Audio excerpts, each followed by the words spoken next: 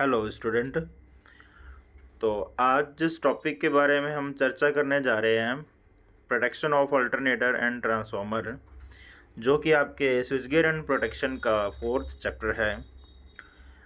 बच्चों, पहले भी मैंने पिछले चैप्टर्स के जितने भी टॉपिक्स थे उनकी वीडियो बना करके यूट्यूब पर अपलोड कर दी है। आशा करता हूँ वो आपने सबने देख ली होगी। तो आज के जो टॉपिक में हम मेन फोकस करने जा रहे हैं वो है अल्टरनेटर प्रोटेक्शन।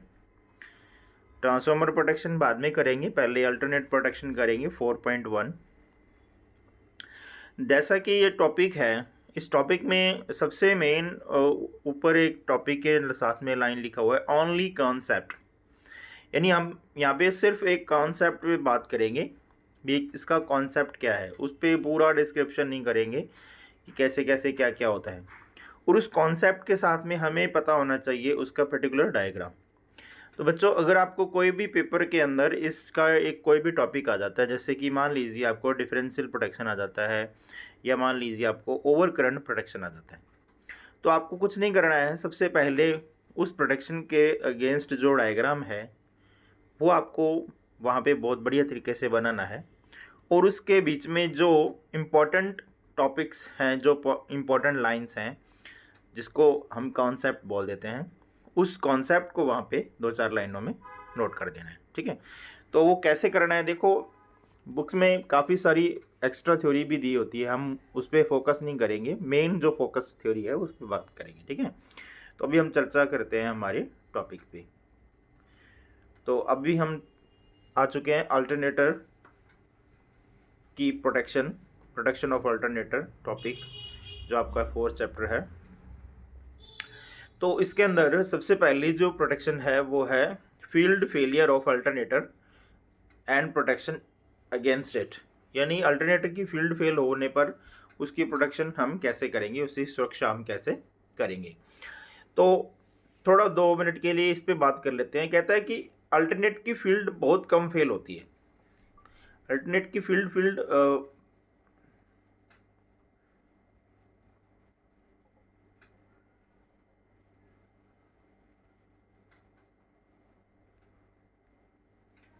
अल्टरनेटर की फील्ड है जो वो फेल होती नहीं है, बहुत कम फेल होती है, लेकिन ऐसा हो भी जाए कभी, ठीक है, तो एकदम से बहुत ज़्यादा कोई मतलब लॉस नहीं होता है, एकदम से कोई ज़्यादा लॉस नहीं होता। थोड़े सा टाइम के लिए बिना किसी लॉस के अल्टरनेट चलता रहता है। मतलब ऐसा नहीं है कि लॉस बिल्कुल नहीं होता, लॉस तो होता है लेकिन थोड़े टाइम के लिए लॉस होता नहीं है। देखो बच्चों, हमें पता चल गया कि फील्ड फेल हो गई, थोड़े टाइम के लिए, मतलब 1-2 सेकंड 4 सेकंड में पता चल जाएगा, तो हम उसको मैनुअली बंद कर सकते हैं, है ना। हमें पता चल ही गया अभी वो ख़राब हो गया, अब हमें पता चल गया अभी वो उसको बंद कर दिया ना, मैनुअल बंद कर सकते हैं। लेकिन मान लो कि वहाँ पे कोई बंदा प्रेजेंट नहीं है या कोई किसी कारणवश वहाँ पे हम पहुँच नहीं पा रहे हैं, कैसे, है ना, तो कोई ऐसा फंडा वहाँ पे लगा दें, कोई ऐसा सिस्टम लगा दें जो कि उसको बंद कर दे। ठीक है, तो वो कह रहे हैं कि इस स्थिति में जो अल्टरनेटर है हमारा वो चलता रहता है। ठीक है, तो चलता रहता तो क्या होता रहता भी, वो इंडक्शन जनरेटर की तरह दौड़ता है। इंडक्शन जनरेटर, प्रेरक जनरेटर, आपने पढ़ा होगा, आईटीआई के बच्चे हो सभी आप। इंडक्शन जनरेटर की तरह दौड़ता रहता है, और जो मैग्नेटाइजिंग करंट है वो कहाँ से लेता है, साथ में चल रहे किसी दूसरे पैरेलल ट्रांसफार्मर अल्टरनेटर से, उसकी बस बार से दूसरे अल्टरनेटरों के स्थायित्व पर फर्क पड़ जाता है। हाँ ठीक है, चलता रहता है, वोल्टेज में भी फर्क पड़ता है और स्थायित्व में फर्क पड़ जाता है। साथ ही जब इंडक्शन जनरेटर की तरह जैसे चलता है तो आउटपुट शक्ति में भी कमी आ जाती है। इसके रोटर में स्लिप फ्रीक्वेंसी, है ना, स्लिप फ्रीक्वेंसी का ईएमएफ उत्पन्न होता है, जिसके कारण ऐसा होता है। जिसके कारण सर्कुलेटिंग करंट्स भी फ्लो होती हैं, जो कि अल्टरनेटर को ओवरहीट भी करती हैं। साथ ही अल्टरनेटर के इंडक्शन जनरेटर जैसे चलने पर स्टेटर व जनरेटर की सामान्य रेटिंग से ऊपर जा सकते हैं, जिससे जनरेटर, बस बार, स्टेटर, हाँ, इसके अलावा दूसरे जो आसपास चीज़ें लगी हुई हैं वो भी ओवरहीट हो सकती हैं। अतः फील्ड फेलियर रिपोर्ट होने पर अल्टरनेटर को या तो मैनुअली मैंने पहले बोल दिया, यह ऑटोमेटिकल तरीके से सिस्टम से अलग कर दिया जाता है, जिस इसके लिए अंडर करंट रिले का प्रयोग किया जाता है। वेरी मोस्ट इंपॉर्टेंट कि फील्ड फेलियर के अंदर कौन सी रिले प्रयोग की जाती है, तो अंडर करंट रिले प्रयोग की जाती है, जिसे फील्ड वाइंडिंग के सीरीज में लगा दिया जाता है। ये भी इंपॉर्टेंट है, ये डायग्राम आप नोट कर लेंगे। देखो अब मान लो आपके पास ये वाला क्वेश्चन आता है, फील्ड फेलियर ऑफ अल्टरनेटर, तो आपको सबसे पहले ये वाला डायग्राम बनाना है। नोट कर लीजिए पॉज करके वीडियो को, डायग्राम को बढ़िया अच्छे से। तो एक साइड फील्ड है, उसके फील्ड के सीरीज में एक ओवर करंट रिले लगी हुई है, और फील्ड के साथ में डीसी एक्साइटेशन होता ही है, और स्टेटर है, स्टेटर के साथ में कुछ नहीं है ना। तो field failure protection of alternator ऐसे होती है। देख लिया आपने कि फील्ड फेलियर क्यों, पैसे पहले बोलता है कि पहली बात तो होती नहीं है, बहुत कम होती है, अगर होती भी है तो कोई ज़्यादा नुकसान नहीं होता, एकदम से नुकसान नहीं होता, तो हम उसको मैनुअली बंद कर सकते हैं या ऑटोमेटिकल तरीके से बंद कर सकते हैं। तो ऑटोमेटिकल तरीके से बंद करना है, कैसे करेंगे, अंडर करंट रिले से बंद करेंगे। अब देखो वहाँ से यहाँ तक सीधी सी बीच वाली जो थ्योरी है, बीच में जो थ्योरी हमने पढ़ी कि भी वो जब चलता है फील्ड फेल होने के बाद में भी चलता है, तो वो कैसे चलता है, तो वो चलता है इंडक्शन जनरेटर की तरह। इंडक्शन जनरेटर में क्या क्या हो जाता है, फिर ये होता है सर्कुलेटिंग बनती है जी, ये है ना, तो ओवर हीटिंग हो जाएगा, ये हो जाएगा ना, तो वो बाद की बात है, उसके अंदर कॉन्सेप्ट की ज़्यादा जरूरत नहीं है। कॉन्सेप्ट यहाँ पर ही है कि भी वो फील्ड फेलियर होती है, मैनुअल बंद कर सकते हैं या ऑटोमेटिकली करने के लिए ओवर करंट रिले का प्रयोग करेंगे बस, है ना। तो ये हो गया। तो उसके बाद में देखो हम जब टॉपिक्स पे बात कर रहे थे,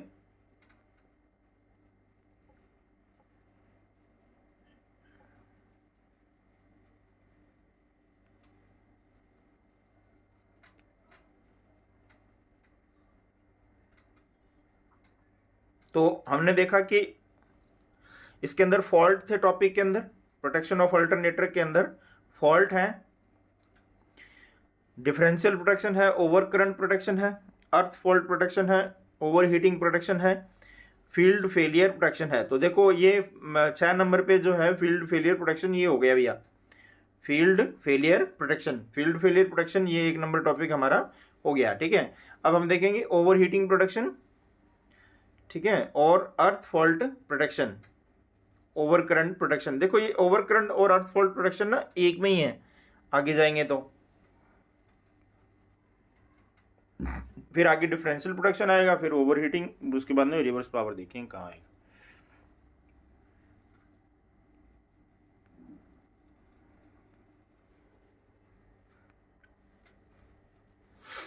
ओके, तो ये फील्ड का नहीं देखना हमें, ये देखना हमें ये वाला over current and earth fault protection of alternator. Over current and earth fault protection, ये दोनों एक साथ एक में आए। तो वो कह रहे हैं कि 1 मेगावाट या इससे ऊपर वाले अल्टरनेटर जो होते हैं उनको हालांकि डिफरेंशियल प्रोटेक्शन, मुख्य सुरक्षा प्रदान की जाती है, लेकिन ओवर करंट तथा अर्थ फॉल्ट प्रोटेक्शन बाहरी phase to phase earth fault के लिए बैकअप सुरक्षा की जैसे कार्य करता है। बैकअप सुरक्षा का मतलब क्या होता है कि अगर वो नहीं चला तो ये चलेगा, है ना, अगर उसने प्रोटेक्शन नहीं दिया तो ये इसने प्रोटेक्शन देनी है। तो इसके अंदर क्या करेंगे, इसके लिए इंडक्शन प्रकार के IDMT कैरेक्टरिस्टिक वाले रिले प्रयोग किए जाते हैं। IDMT होता क्या है, इनवर्स डेफिनेट मिनिमम टाइम, ये टाइप नहीं होता भैया, टाइम होता है, टाइम, ठीक है।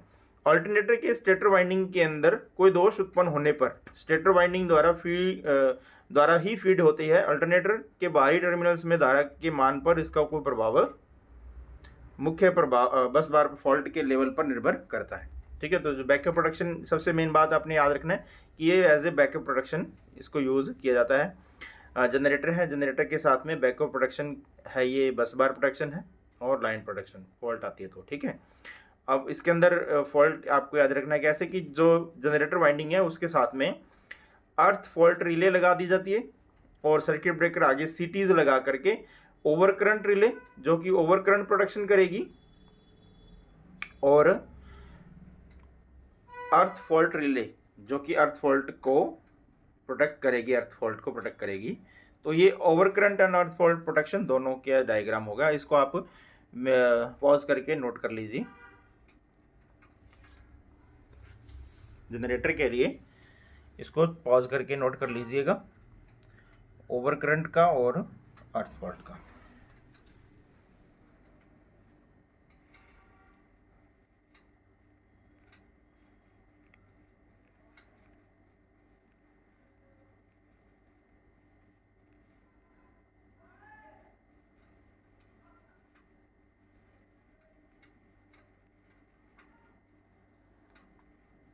यस, नेक्स्ट हमारा जाता है डिफरेंशियल।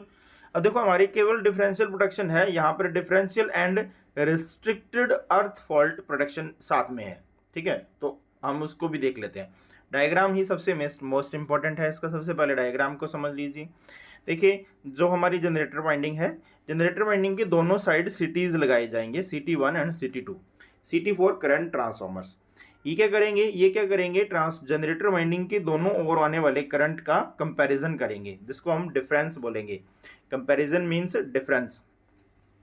सबसे मोस्ट इंपॉर्टेंट बात कि ये किस प्रिंसिपल पर काम करती है, तो ये मर्ज प्राइस प्रोटेक्शन स्कीम पर काम करती है। यानी इसके अंदर मर्ज प्राइस प्रोटेक्शन स्कीम का प्रयोग किया जाता है। तो मर्ज प्राइस प्रोटेक्शन यही सिस्टम होती है।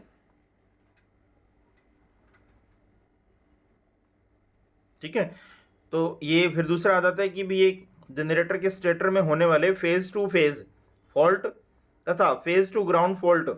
ठीक है, तो फेज टू फेज यानी दो फेज या फेज टू ग्राउंड फॉल्ट की जो प्रोटेक्शन की जाती है वो किससे की जाती है, डिफरेंशियल से की जाती है, जिसका दूसरा नाम मर्ज प्राइस प्रोटेक्शन स्कीम भी कहा जाता है। तो याद कर लेना ये बेटा इंपॉर्टेंट है कि डिफरेंशियल प्रोटेक्शन किसके लिए प्रयोग की जाती है। तो डिफरेंशियल प्रोटेक्शन प्रयोग की जाती है फेज टू फेज फॉल्ट या phase to ground fault, phase to ground fault या phase to phase fault. Very most important है। देखो, जो कॉन्सेप्ट है उसमें ये दो लाइनें लिखना बहुत जरूरी है। बाकी की बातें आप ज़्यादा लिखोगे तो वो अपनी मर्जी आपकी है ना। उसके बाद में दोनों सिटीज के जो सप्लाई हैं उनको रिले कॉइल को दिया जाता है, और रिले कॉइल आगे जाकर के ट्रिप सर्किट को जुड़ा होता है। ठीक है भैया, रिले कॉइल आगे जाकर के ट्रिप सर्किट में जुड़ा होता है, और फिर इधर रेजिस्टेंस के थ्रू अर्थिंग दिया जाता है। यहाँ जो रिले यूज किए जाते हैं, यहाँ प्रयोग की जाने वाली रिले इंस्टेंटेनियस प्रकृति की विद्युत चुंबकीय रिले होती हैं। ये भी कई बार क्वेश्चन पूछ लिया जाता है कि डिफरेंशियल में कौन सी रिले प्रयोग की जाती है, तो इंस्टेंटेनियस प्रकृति की विद्युत चुंबकीय रिले कॉइल तारों में इक्वी पोटेंशियल पॉइंट पर जोड़ी जाती है। इक्विपोटेंशियल पॉइंट की स्थिति निकालने के लिए पायलट वायर में एक बैलेंसिंग रेजिस्टेंस का प्रयोग किया जाता है। सामान्यतः वर्किंग दशाओं में CT1 CT2 करंट ट्रांसफार्मर की सेकेंडरी में बहने वाली धाराओं का मान समान होता है। मतलब नॉर्मल स्थिति में CT1 CT2 में दोनों में करंट सेम होगा, जिससे वो स्ट्रिप सर्किट नहीं चलेगा। जैसे ही फॉल्ट आएगा दोनों के अंदर करंट का डिफरेंस आएगा, और उसी डिफरेंस के कारण यहाँ पर रिले जो कॉइल है वो ऑपरेट होगा, और ऑपरेट होकर के ट्रिप सर्किट को ऑपरेट करेगा, जिससे कि वो सिस्टम को चलाएगा। ठीक है भैया।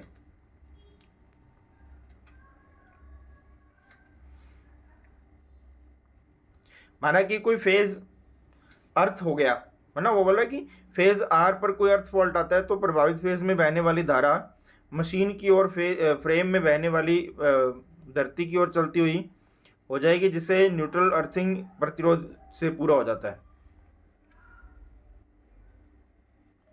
जिससे आर फेज में CT1 CT2 के अंदर जो सेकेंडरी करंट में जो अंतर है वो आपको मिलेगा, जिससे संबंधित फेज में रिले कॉइल ऊर्जावान हो जाएगी और रिले ऑपरेट होकर के ट्रिप हो जाता है।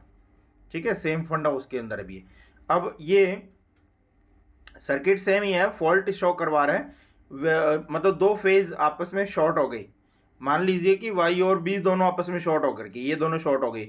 अब ये दोनों शॉर्ट हो जाएंगे तो भी वो फंडा हो जाएगा कि ये दोनों शॉर्ट हुए तो बाकी का जो सर्किट है, दूसरा सिस्टम है जो, यानी आपस में ये करंट इधर उधर फ्लो करने लग जाएंगे, है ना, करंट हाई हो जाएगा, और इनके जो सिटीज़ के करंट हैं वो भी अलग अलग हो जाएंगे, असमान हो जाएंगे, जिससे भी रिले ऑपरेट हो जाएगी। ठीक है, तो ये भी आप इसके अंदर भी डायग्राम बनाना चाहो तो बना सकते हो, phase to phase differential protection का, phase to phase differential protection के लिए ये डायग्राम। हालांकि ये वही डायग्राम है बेटा, इसके अंदर हमने दो फेज आपस में शॉर्ट हो गए, ऐसा फॉल्ट आया, और ऊपर वाले में हमने माना था कि भी कि एक फेज है जो वो शॉर्ट होकर के अर्थ हुआ, कोई एक आर, जैसे इसने माना आर। ठीक है भैया, तो ये आपका डिफरेंशियल प्रोटेक्शन हुआ। अब डिफरेंशियल प्रोटेक्शन के आगे एक दो टाइप हैं, या तो इसको बोल रहे कि जैसे यूज ऑफ बैलेंसिंग रेजिस्टेंस। ठीक है, इसके अंदर एक कमी आती है, उस कमी को दूर करने के लिए हम बैलेंसिंग रेजिस्टेंस का प्रयोग करते हैं। वो होती है auto tripping drawback. Auto tripping हो जाती है, मतलब बहुत नए के बराबर फॉल्ट आता है तभी ये ट्रिप होता है ना। तो उसके लिए हमें बैलेंसिंग रेजिस्टेंस का प्रयोग करना पड़ता है। तो बैलेंसिंग रेजिस्टेंस यहाँ पे लगा देते हैं, उस वही डायग्राम है, उसके आगे यहाँ पे सीरीज में बैलेंसिंग रेजिस्टेंस लगा लेते हैं। ठीक है, और उसके बाद में अगर हम देखें कि मॉडिफाइड डिफरेंशियल स्कीम, उसी का मॉडिफाइड, यानी बैलेंसिंग रेजिस्टेंस ऐसे लगाए हुए हैं उनको हम ऐसे लगा देंगे, तो वो उसका मॉडिफाइड है ना। तो ये तीनों रिले कॉइल अलग अलग लगा करके बीच में ऐसे बैलेंसिंग रेजिस्टेंस लगा दिया, है ना। तो ये इसका मॉडिफाइड डिफरेंशियल स्कीम है। ओके, तो उसके बाद में आ जाता है बायस्ड डिफरेंशियल प्रोटेक्शन। तो बायस्ड में करना क्या होता है, जो रिले कॉइल को देते हैं, यानी रिले कॉइल से जो सप्लाई देते हैं उसको किसी एक कॉइल के थ्रू बायस करके देते हैं। इसको बायस कॉइल, यही है रिस्ट्रेनिंग कॉइल, और इसी से बायस करके देते हैं, इसी को बोलते हैं बायस डिफरेंशियल प्रोटेक्शन। जो सर्कुलेटिंग डिफरेंशियल प्रोटेक्शन में जो सर्कुलेटिंग करंट फ्लो होती है उससे इसकी निजात पाई जाती है। जो सीटी की जो एरर आते हैं उसको भी ये ठीक कर देता है। ठीक है भैया, तो डिफरेंशियल प्रोटेक्शन के बाद में ओवर हीटिंग प्रोटेक्शन है, और वो इसके अंदर हमें नहीं मिल रहा है। एक सेकंड, ओवर हीटिंग प्रोटेक्शन है और रिवर्स पावर प्रोटेक्शन है। फील्ड फेलियर हो गया, अर्थ फॉल्ट हो गया, ओवर करंट हो गया, डिफरेंशियल हो गया, ओवर हीटिंग प्रोटेक्शन और reverse power protection. Over heating तो बेटा वही जैसे हम देखे थे, अर्थ फॉल्ट के अंदर जो प्रोटेक्शन लगाई ओवर हीटिंग के लिए ना, चलो वो उसमें देख लेंगे। और reverse power protection, reverse power protection का यहाँ पे कोई नहीं है ना। नेक्स्ट हम देख लेते हैं ट्रांसफॉर्मर प्रोटेक्शन के अंदर एक दो टॉपिक्स जो हैं। ट्रांसफॉर्मर प्रोटेक्शन में सबसे इंपॉर्टेंट जो है वो है बकॉल्स रिले। उसके बाद में आ जाता है अर्थ fault protection, over current protection, differential protection, limitation of differential protection. तो अभी हम आते हैं इसके अंदर।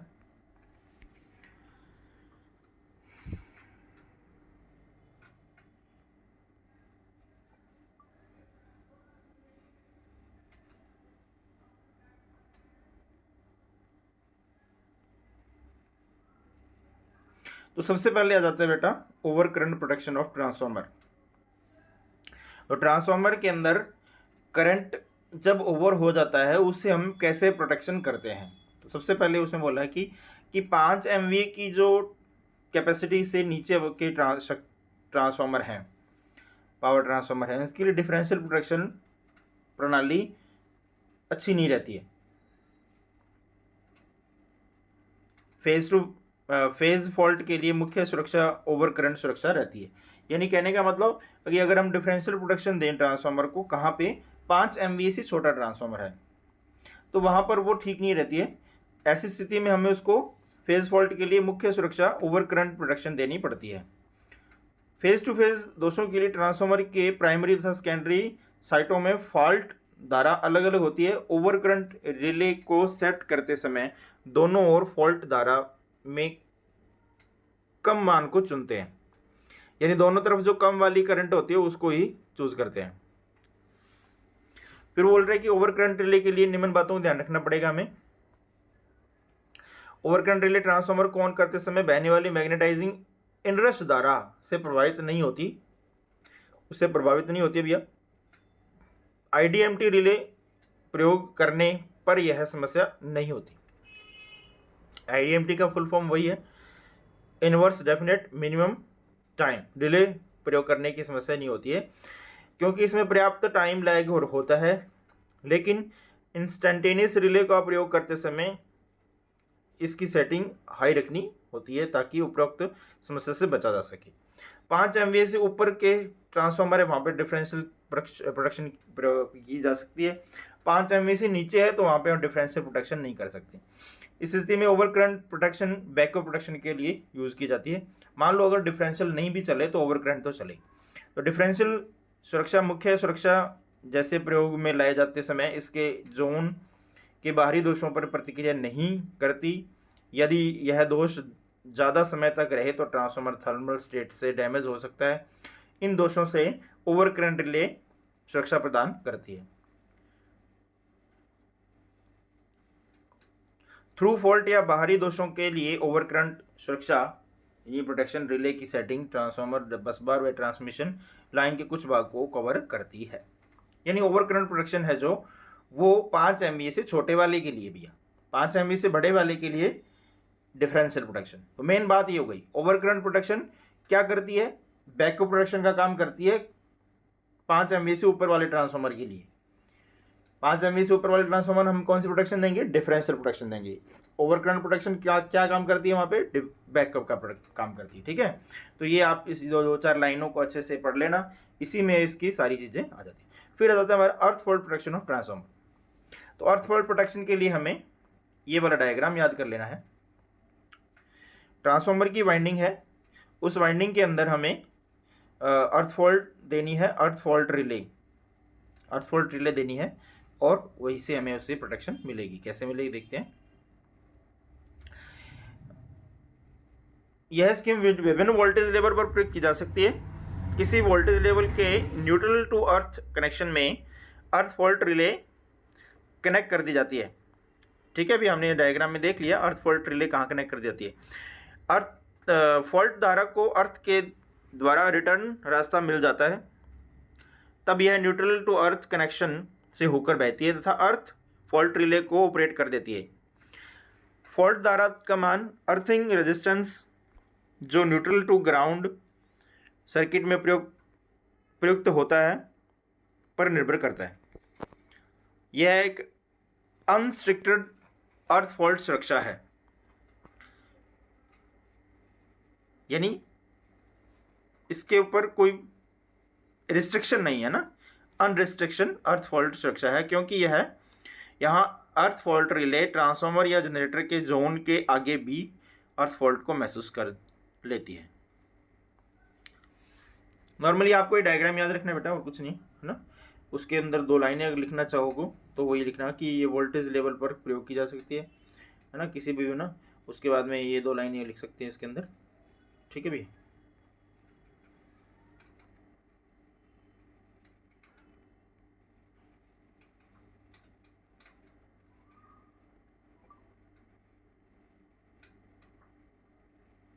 फिर नेक्स्ट हमारी सबसे मोस्ट इंपॉर्टेंट वो है बकॉल्स रिले प्रोटेक्शन। बकॉल्स रिले प्रोटेक्शन में आपको बकॉल्स रिले का ये डायग्राम याद रखना है बेटा, बहुत मोस्ट इंपॉर्टेंट है कि ट्रांसफार्मर के अंदर जो टैंक होता है, जो कंजर्वेटर टैंक होता है, उसके अंदर यह है फ्रॉम ट्रांसफार्मर टैंक जो ऑयल इधर आता है, और to alarm circuit, to trip circuit oil level यहाँ तक रहता है, और ये to conservator oil flow during fault के दौरान ऑयल ऐसे फ्लो करता है। ठीक है, ट्रांसफार्मर टैंक और कंजर्वेटर टैंक ऊपर होता है, ट्रांसफार्मर टैंक नीचे होता है, बीच में लगी होती है बकॉल्स रिले। ये कई बार आ जाता है कि बकॉल्स रिले कहाँ लगी होती है, कंजर्वेटर टैंक और ट्रांसफार्मर टैंक के बीच में लगी होती है बकॉल्स रिले। ठीक है भैया, ये डायग्राम अच्छे से बना लो। बकॉल्स रिले मोस्ट इंपॉर्टेंट टॉपिक है, IIT के बच्चों ने पढ़ रखा होगा बकॉल्स रिले पहले से। ठीक है भैया, तो उसके अंदर एक अलार्म सर्किट होता है। अलार्म सर्किट कहीं की जो फॉल्ट आता है तो अलार्म बजता है। ठीक है, और एक ट्रिप सर्किट होता है, जब फॉल्ट आता है तो सर्किट को ट्रिप करता है, यानी ट्रांसफार्मर को बंद करता है। ठीक है, तो इसके अंदर आपको 2-4 लाइनें पढ़नी है कि ट्रांसफार्मर में ऑयल लेवल के नीचे दोषों का पता लगाने के लिए बकॉल्स रिले का प्रयोग किया जाता है। ट्रांसफार्मर में ऑयल लेवल के नीचे दोषों का पता लगाने के लिए ना, बकॉल्स रिले ट्रांसफार्मर टैंक या कंजर्वेटर टैंक के बीच में जुड़ा होता है। ये हमने डायग्राम में देख लिया। ट्रांसफार्मर टैंक में ऑयल लेवल के नीचे कोई दोष उत्पन्न होने पर ऑयल का डिकम्पोजिशन हो जाता है। डिकम्पोजिशन का एक गर्म होकर के वो हीट हो जाना। हाइड्रोजन गैस उत्पन्न होती है। हाइड्रोजन हल्की होने से पाइप से होते हुए बकौल्स रिले तक पहुंच जाती है। रिले में यह है उसके ऊपरी हिस्से में इकट्ठी होने लगती है, जिससे उसमें ऑयल का लेवल कम होने लगता है। ऑयल का लेवल एक सेट मान से कम होने पर बकौल्स रिले में उपस्थित एक फ्लोट झुक जाता है, जो कि एक अलार्म सर्किट को बंद कर देता है। ठीक है भैया, तो वो एक उस हिसाब से एक फ्लोट होता है उसके अंदर, वो जब झुक जाता है तो वो अलार्म सर्किट को बंद करता है। अलार्म बजने लग जाता है ना। यदि दोष ज़्यादा गंभीर होता है तो ज़्यादा हाइड्रोजन गैस पैदा होती है, जैसे बकौल्स रिले में ऑयल का लेवल और कम हो जाता है तो एक दूसरे फ्लोट को झुका देता है, जिससे ट्रिप सर्किट भी बंद हो जाता है। मान लो कि अगर ट्रिप सर्किट बंद होगा तो ट्रांसफार्मर फिर अलग ही हो जाएगा ना। बकौल्स रिले का प्रयोग केवल उन्हीं ट्रांसफार्मर में किया जाता है जिसमें कंजर्वेटर होता है। बड़े ट्रांसफार्मर में कंजर्वेटर होता है, छोटों में नहीं होता। साथ ही ये ट्रांसफार्मर के केवल ऑयल लेवल के नीचे के दोषों को ही रिस्पॉन्ड करता है, यानी ट्रांसफार्मर में ऑयल कम हुआ तभी रिस्पॉन्ड करेगा। बकौल्स रिले में ऑयल अलार्म तथा ट्रिप सर्किट को पूरा करने के लिए मरकरी स्विच को ज़्यादा संवेदनशील नहीं बनाया जाता है, अन्यथा यह कंपनों यानी जो वहाँ पे वाइब्रेशन होती है, मैकेनिकल शॉक होता है या कोई भूकंप वगैरह आती है तब भी ऑपरेट हो जाए, है ना। उस हिसाब से बनाया जाता है कि ये उन पे ऑपरेट नहीं हो। बकौल्स रिले आर्थिक कारणों के लिए केवल 500 केवीए या ऊपर के ट्रांसफार्मर में प्रयोग किया जाता है। ये बच्चों बना लो डायग्राम, बहुत इंपॉर्टेंट है। जहाँ तक मुझे ये लग रहा है यार, केवीए नहीं होना चाहिए, एमवीए होना चाहिए। 500 केवीए तो बहुत छोटा सा ट्रांसफार्मर होता है, उसमें तो कोई ऐसे बकौल्स रिले लगाई नहीं जाती। मेरे एरिया में तो 1000 वाट ट्रांसफार्मर है, वहाँ भी नहीं लगी हुई। चलो ये डायग्राम नोट कर लेना बेटा। तो मेरे पास इतना ही डाटा है। मैंने बच्चों को कहा भी था जिनके पास बुक्स हैं वो डाटा भेज दें, नहीं तो फिर मुझे इधर उधर से और देखना पड़ेगा। आज की क्लास में इतना ही। Thank you, lot of thanks.